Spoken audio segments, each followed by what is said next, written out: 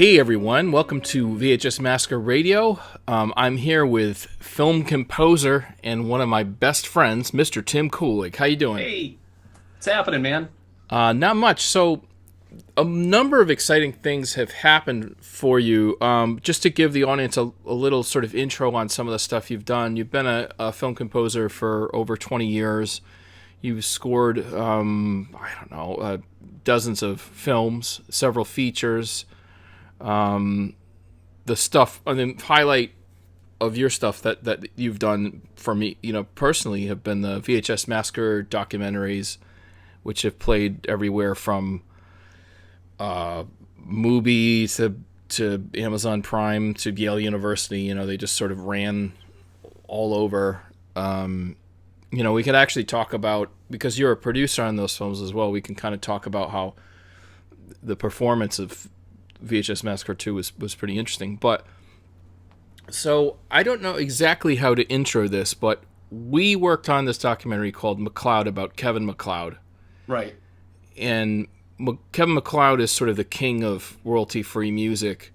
And that sort of sparked your imagination into doing something similar with your catalog of music and making more music. So maybe you could talk about that a little bit. Sure. Yeah. That's accurate.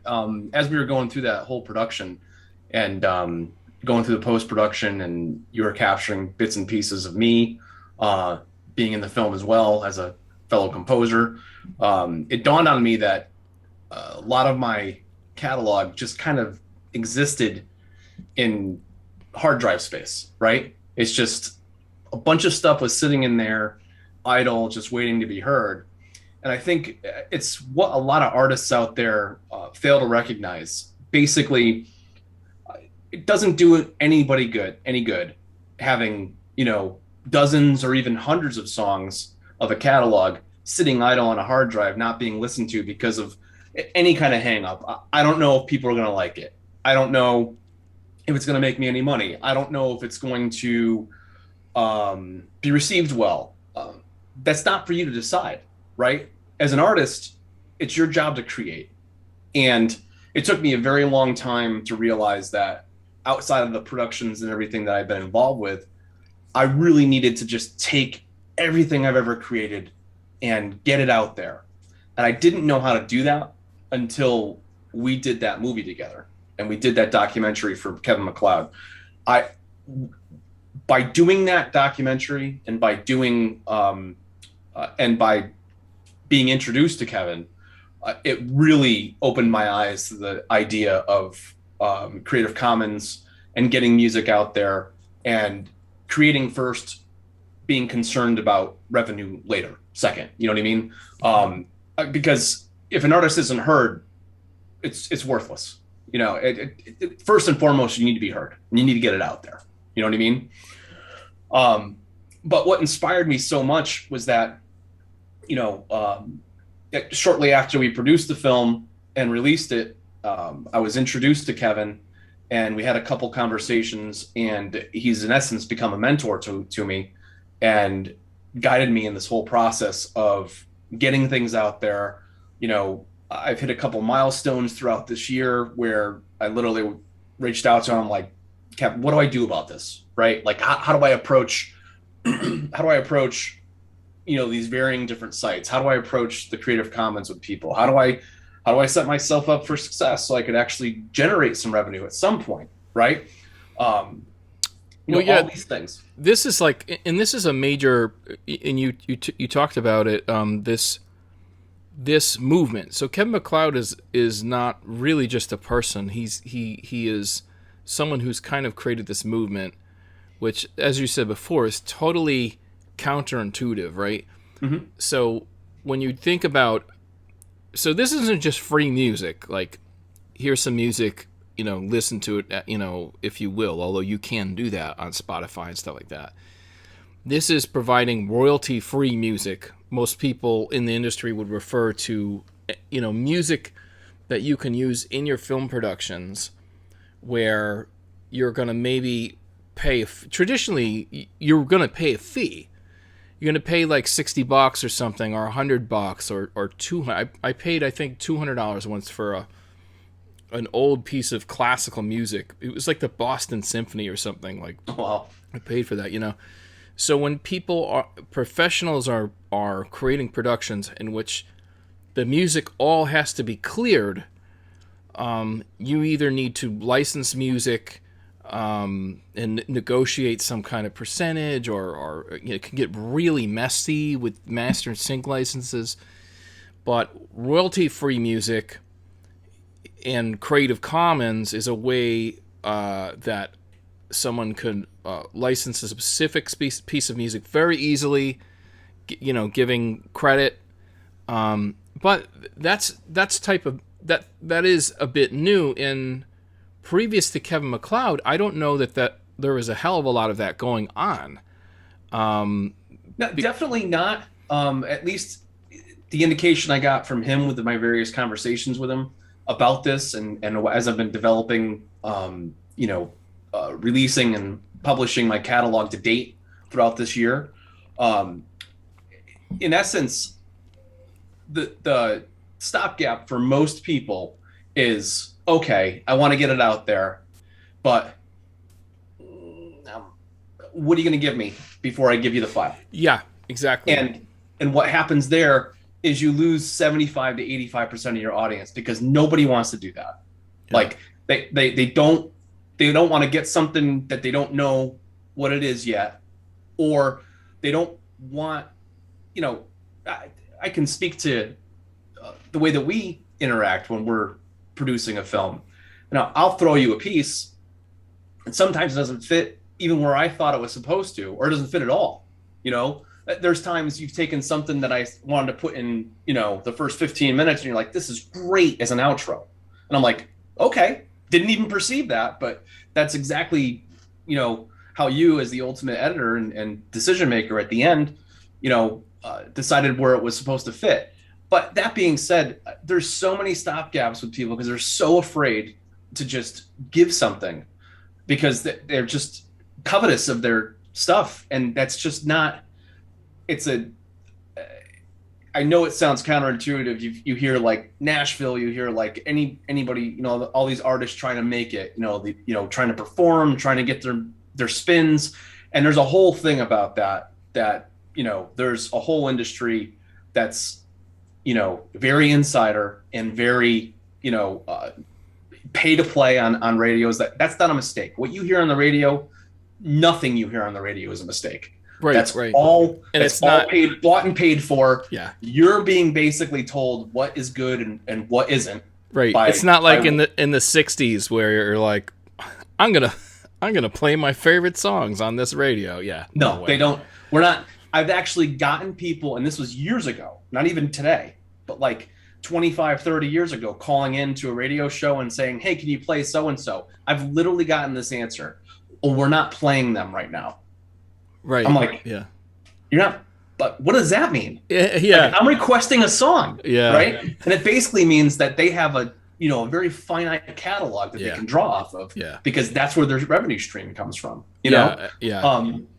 But back to the royalty free stuff. And the fact that, it's really literally swimming upstream in the face of the rest of the industry, because the rest of the industry is trying to maximize and figure out how do we make money in a digital era with no physical media.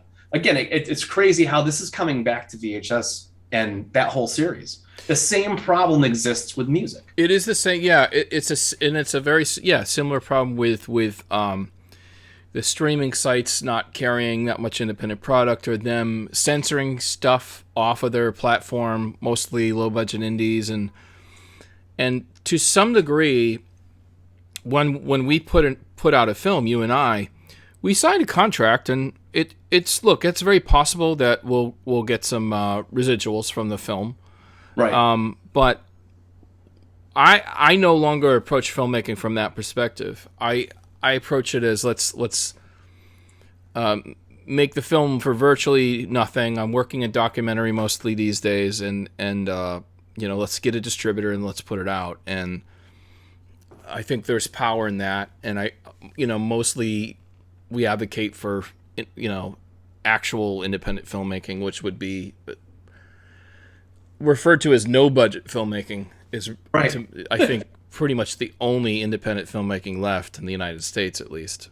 Well, the last three movies, we're beholden to no one, right?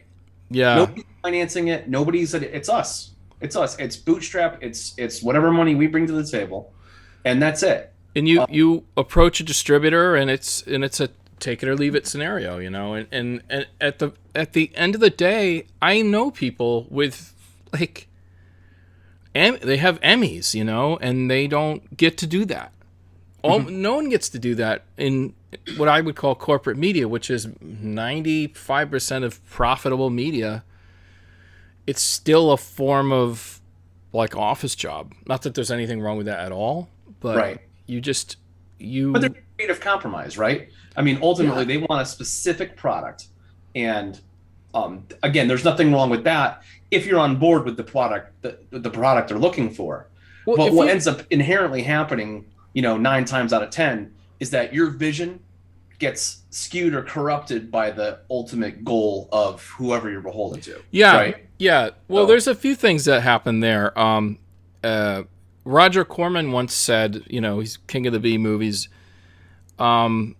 Film is a compromised art form because it's half art and creativity and half commerce, because you have to make this thing for an audience. Like, that's its purpose. It's a little different than sort of making an oil painting or making a sculpture. Although you may have some inclination of what your audience may like, it's different. In film, it's split right down the middle. You really have to be an audience advocate. It has to have a home. Right. So in that way, it's a compromised art form. Whereas even music, I suppose in that pop corporate arena, it does have to be engineered to an audience. So that seems Well, a little there is a soulless to formula. it. You know what I mean? Yeah. You look back at even genre styles, R&B, straight up 40s pop, country, any even rock or alternative, that kind of thing. You can take out 10, 15 songs, and they all have this pattern, right? The hook, the lead in, whatever. Like, there was something I read recently about, what happened to the outro, right? That doesn't happen anymore. That was something that was famous or like popular in like the 70s and 80s, where a song just kind of fades out with some kind of outro, Yeah. right? Yeah. But you never hear anybody do that anymore. There's like a punch and then the next song. You know Out what I clean. mean? Yeah. There's like a clean finish and then the next song, and it's like nobody wants to be bothered hearing something trail off.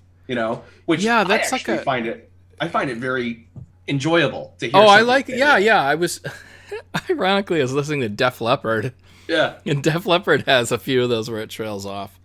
I'm like, Interesting thing about Def Leppard is that I watched something about their creating style back in the 90s, and they'd come to the studio. I just found this fascinating. They'd come to the studio with like 50, 60 different parts, right? So the guitar player would have this hook or this, bridge or this, verse or whatever, and they'd pick and choose the different pieces and shove them into like one song and be like, I like this. I just don't like the way it resolves with the chorus. Let's pick another chorus. So they literally take it like it was a chess piece or like a puzzle piece. Wow. And drop things into place. And I found that writing style so fascinating. In fact, just bringing it up now, it makes me want to create an album specifically using that technique to see how things come out. You know what I mean? Come up with a bunch of different things, little trinkets and pieces, and be like, okay, the Def Leppard algorithm. Yeah, totally. It's fascinating. Absolutely. So before we get off subject, I mean, we're on subject, but I want to talk about you a bit. So you start cranking out tunes. You've I know you're somewhere in the realm of 300 tunes right now, right? That's correct. Yeah. In fact, I was literally just pulling the archive catalog off of YouTube to make a determination on how I'm going to release a bunch of my older pieces through Spotify and DistroKid, just to have out there, so I have ISCRN numbers for it, and I can just do what I got to do. People can use them, and they're coded, they're stamped. You know what I mean? So Yeah, that's very interesting. So, in a sense, so even though you're giving these songs away for anyone to use in their podcast or their films, only strings attached are that you give, drop you a credit in the end credits and put you on IMDb. You still get paid for spins, let's say, on places like Spotify and TikTok and Instagram. And that's through this thing that you're using called, is that through DistroKid? Well, no, DistroKid is the distribution network. Well, yes and no. I'll get them through DistroKid for the Spotify, the iHeartRadio, the Amazon Music, Apple Music, that kind of thing. I think TikTok's still up in the air. They're so new that they still have to create a revenue standard on the back end. But my stuff is there. My stuff is there and it's available. Also, on places like YouTube, I think it's based on channel subscriptions. So and it's more ad revenue there than it is anything else. You know what I mean? So it's complicated. Each, and that's the thing I'm learning about now too, is that you can't be a producer and a composer without understanding the other side of the equation, which is how these 15, 30, 45 sites. I mean, I'll literally get this notification from DistroKid, like, hey, your music's on Deezer. I've literally never listened to Deezer, but it's out there and it's clearly enough of a platform that there's a following and Right. people are into it. So I literally have to get out there with some of these other more obscure sites, at least in my mind's eye. I didn't grow up with them, and understand how they work and what works. But that's the beauty of the system I'm using to publish, is that it has analytics about how many times you spun here and who's listening to what. So I mean, that's a good thing. It just gives me some feedback. You've sort of had a fire lit under your ass, and in, let's say, in the past 6 months, how many albums have you put out? So far on through DistroKid, I think it's 6. So an album a month? Yeah, in essence, but literally it didn't really start kicking up until July. I had written some things, and if any musician or artist out there can relate, there's times when you put down tracks, or you put down, pencil to paper, or whatever your medium is, and you get a bunch of ideas and they're not finalized, right? But I made a reinforced commitment June, July, that I'm going to start running things to the end, regardless of how happy I am with it, and create a final line in the sand for pieces and move on until there's enough of a bunch that are in the same genre, and then publish it as such. So I've literally done like a couple digital albums. I've done a Dungeons and Dragons inspired album that has one song's almost 15 minutes long. So when people are rolling to attack, there's like this crazy ambient thing going on in the background with heavy drums and just, sounds like an attack. But also a meditation album, which, only had 6 tunes on it, but I think it runs 45 minutes. So you can literally sit there, and any one of the songs is anywhere from 6 to 10 minutes long. So you can literally just zone out and, Well, I love the utility of it. I love that. To me, it shows like a earnestness in writing for utility. Like to say, I'm going to make this album for Dungeons and Dragons people because I'm a gamer and I know they would use, hopefully they'll use it, Right. So I think that kind of thing is great. which kind of brings it back to Kevin MacLeod. So recently, you've kind of had a I would call it a major breakthrough because you got your website up and running, which is it Tim Kulig Free Music?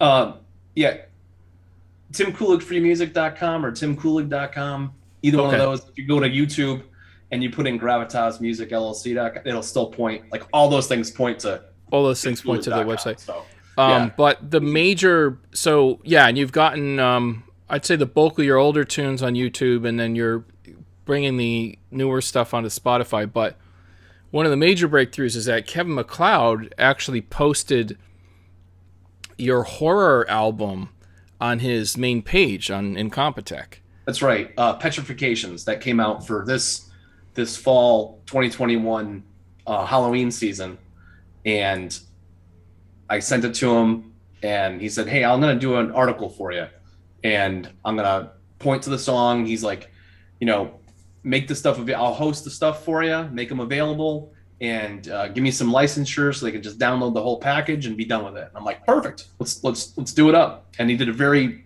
very nice piece about it. I was very grateful. It was awesome. I've gotten a lot of traction on it.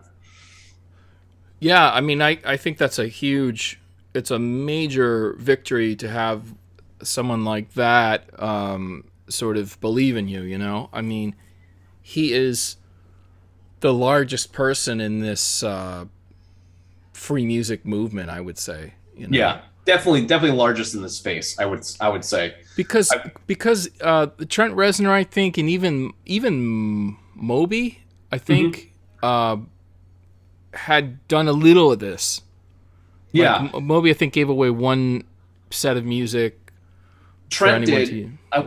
With Teeth, was it, or was it? I forget what album he did it on, but I remember he'd been away for a bit, and he came back, and it was this completely downloadable album, totally free, and it kind of went back to roots, some very basic things, like he simplified some of his music, but it was a good album, you know, and it's unheard of, because especially when you're signed on for so many deal with, you know, whatever studio produces the album, they're like, oh, free, you're gonna give it away. But that was for fans, though. That wouldn't be something you could then put into your film, right?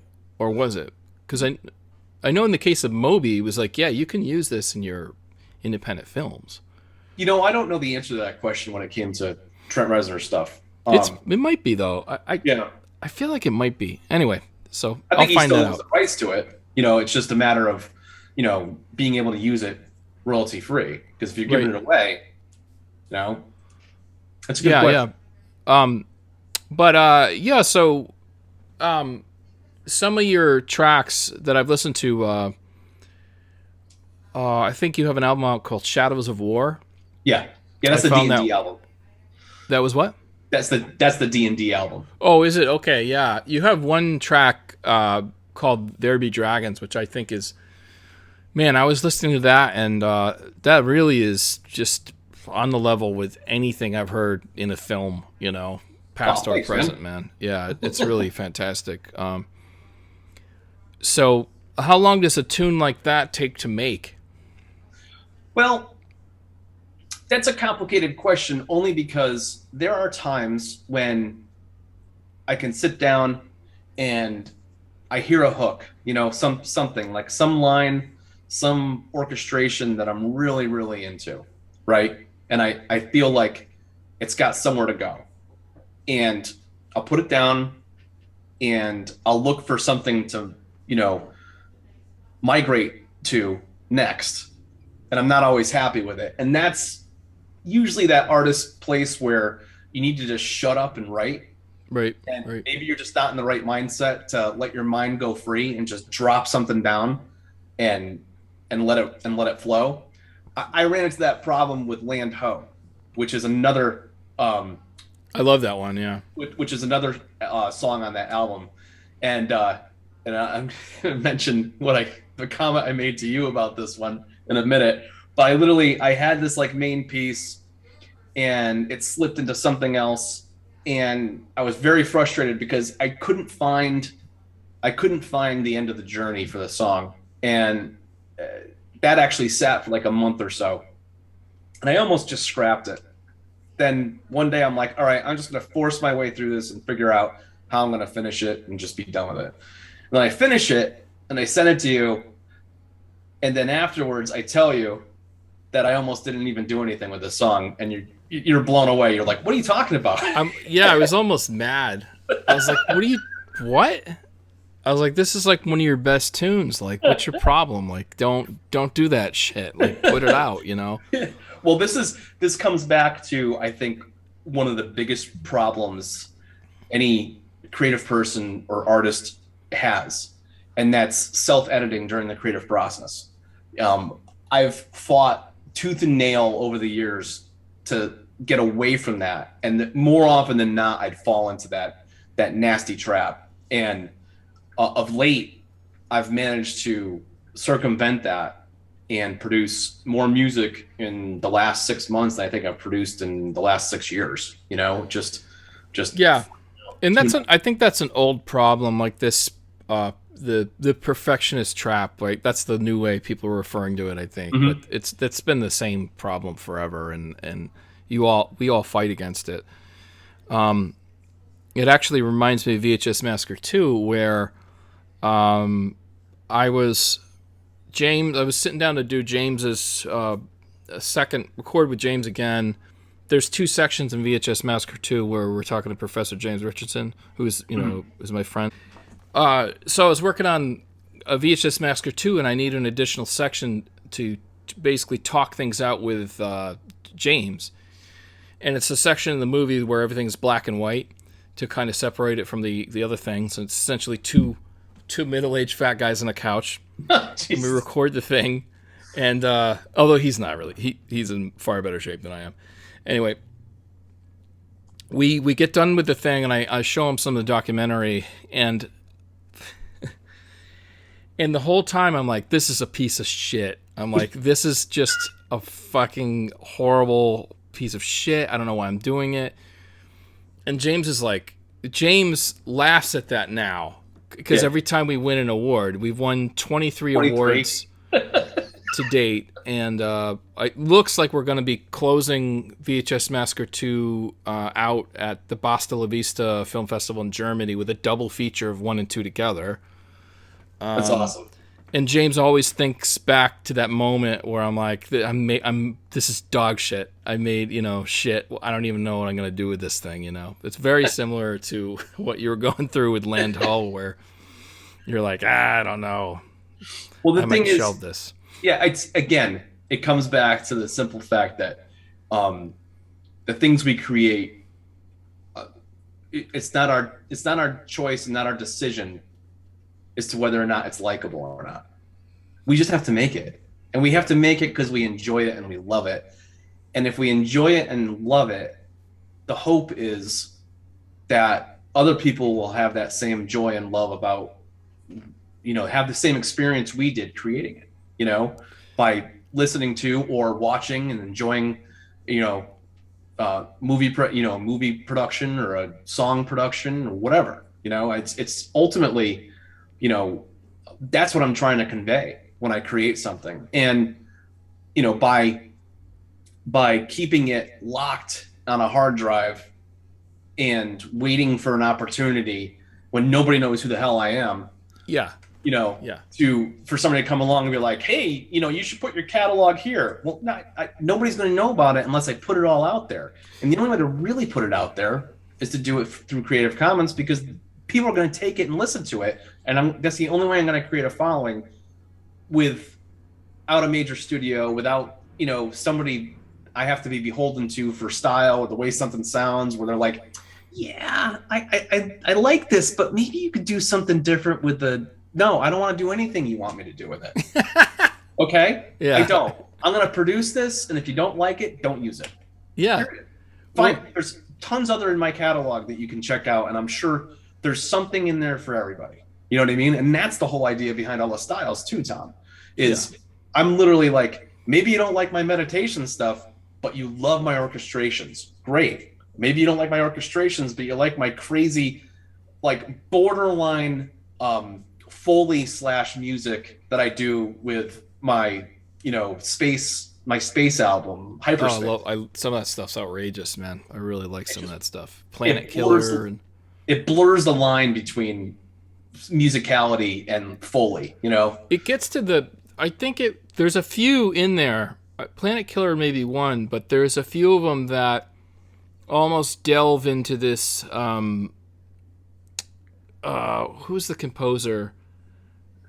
Is it Robert Reich? Maybe. I was getting confused with the senator, but this composer Reich has this. And I guess similarly, Philip Glass, but Reich would do these songs like music for 12 pianos, and it's right. literally a song written for 12 pianos to play at the same time. Yeah. It's that kind of stuff that really approaches, like, I don't know how to describe it, but it's not quite music in the standard form. It's like a type of art experimentation, Yeah. Yeah, really kind of on the edge of dissonance versus, tonality, like that, where there's like an actual tone or something you can hum along to. I mean, there's not a lot of spots on Phobos on that album that you can really link into as like some kind of hook that you'd listen to. But the idea that it's, a spaceship coming out of warp and landing on a planet, and I'm doing it all with instruments, Yeah. and the last piece where it sounds like the engine's powering down is actually a series of strings that are like slowly being pulled down in tone, that it's creating that simulation, It's interesting because I listened to that song. I didn't know any of that story, but I can hear elements like it's obviously some space thing because you create an atmosphere. There's a point where it's frantic. So for me, it felt like a chase, but maybe that was just a that was the intention. yeah, and then it moves on from there. So that's a type of magic, I think. Like such visual music. I love that. Yeah, that whole auditory auditory landscape you can create, that just sitting back without anything visual and imagining being in a place, and it could be a different place for different people listening to it, and that's great to me. If somebody comes back and has a different feeling and has a completely different logic path as far as how they experience that song, I'm excited to hear what somebody else had to say about that, because it obviously will evoke different things for different people. Yeah. Well, so anyone who needs horror music, if you're familiar with Incompetech, you go right to his site. You can download that album there. They can get your stuff at Tim Kulig Free Music or timkulig.com. Kulig is how you spell your last name. You got some of your catalog on YouTube. It's kind of spread around a bit. You're on Spotify. That's a good place people can sample some of your tunes. You can download it from my website directly. If you go under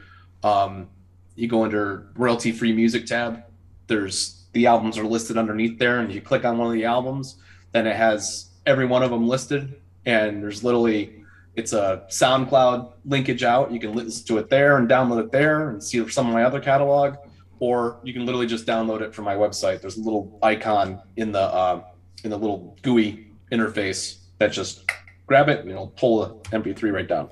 Grab it, pull it, stick his name in the credits. Yep. Throw him on IMDb. You're good to go. Any final thoughts? Anything you want to communicate that we hadn't talked about, or anything like that? Yeah. So this whole journey that I've begun, it's been a long journey to get here, but this newer journey after the MacLeod movie that we've done is a new invigoration in my process. And I have 300 so far, but I have a very ambitious goal of reaching the 1,000 song mark. And I have a date in mind that's very ambitious. But in the interim, it's really all about creating high quality content for people that can use it royalty free. And when attribution isn't, capable or applicable, then a very small licensing fee associated with it.